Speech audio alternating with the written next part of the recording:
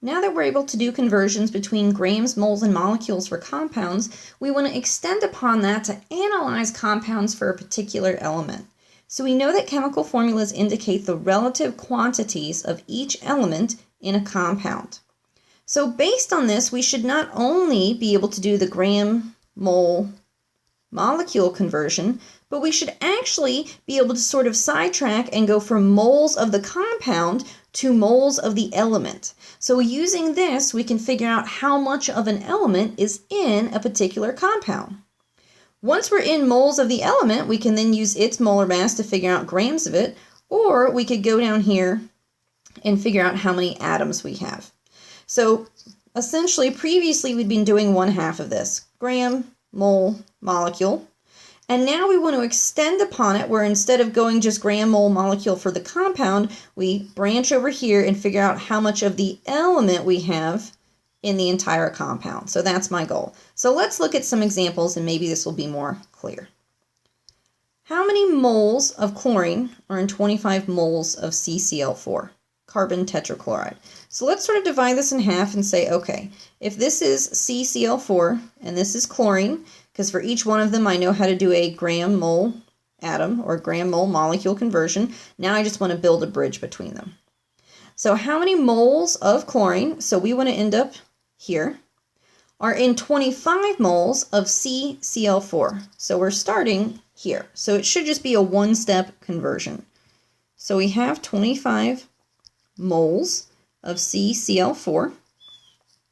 So just based on units, we want to get rid of moles of carbon tetrachloride, and we want to turn it into moles of chlorine. And now we just look at the compound. For every 1 mole of the compound, we can see we have 4 moles of chlorine. That's all we're doing. It's a 1:4 ratio because there's 4 of the chlorine in the compound. So if we do the math on that, we figure out that there are 100 moles of chlorine in 25 moles of carbon tetrachloride. Really simple. Now it's not always going to be a one-step thing, so let's look at a longer problem. Again, I can think about my map, and on the left side is the whole carbon tetrachloride, and on the right side is just the chlorine, and we're going to see if we need to bridge them. How many grams of chlorine, so we want to end here, are in 25 grams of CCl4? So we're going to start here. So we can see this is a longer problem. I'm going to have to go 1, 2, 3 steps. But fortunately, I know how to do all of these steps. I know how to convert grams of CCl4 into moles. We just saw how to go from moles of CCl4 to moles of chlorine, so this step. And I already know how to go from moles of chlorine to grams of chlorine. So I know how to do each of these 3 steps. I just need to put them together. So I'm going to start with my 25 grams of CCl4. So right now I'm going from grams to moles. So I'm going to get rid of the grams and turn it into moles of CCl4.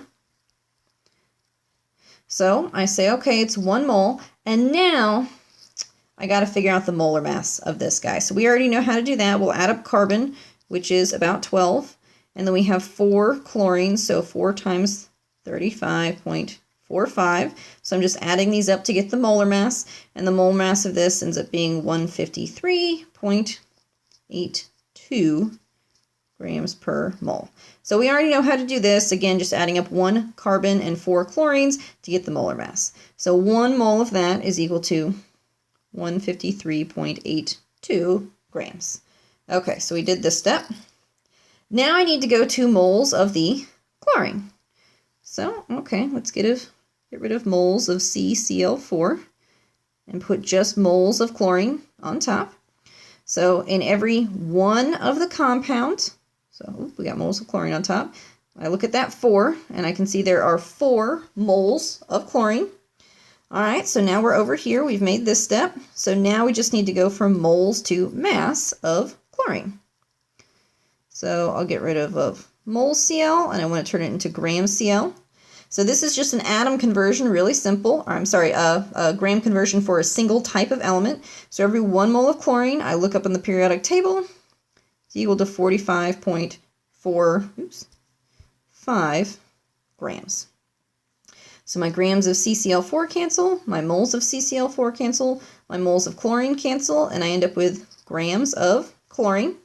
And if I do the math, I figure out that I get 23.0 grams of chlorine. So we can always do a little check, go and compare back to the original number. It has to be less than that. I can't have more chlorine than I did of the whole compound. So we had 25 grams of the compound. Now we have 23 grams of the element. That makes sense. So I think I probably did this correctly. So we're just combining things we already knew how to do. Let's look at another example. Another way we could go on the map. Let's divide. So over here we've got CCl4, and over here we've got chlorine. How many atoms of chlorine are in 25 grams of carbon tetrachloride? Okay, so again, it's going to be 1, 2, 3 steps, and the first two are going to be exactly the same as what we just did, but in the last one, we're going to branch off. So let's start out the same way. We have 25 grams of CCl4. Got to get rid of those, so they go on bottom. And we're going to moles. So we get the molar mass of this. 1 mole is equal to 152.82 grams. So that, not 152, 153.82 grams. So that's just from adding up your carbon and your chlorines. So now we have moles of CCl4. So we want to get rid of the moles of CCl4. And we're turning it into moles of chlorine, because chlorine is the element we're interested in. And we look again, one of the compound contains 4 chlorines. I'm just going to continue down here because I ran out of room.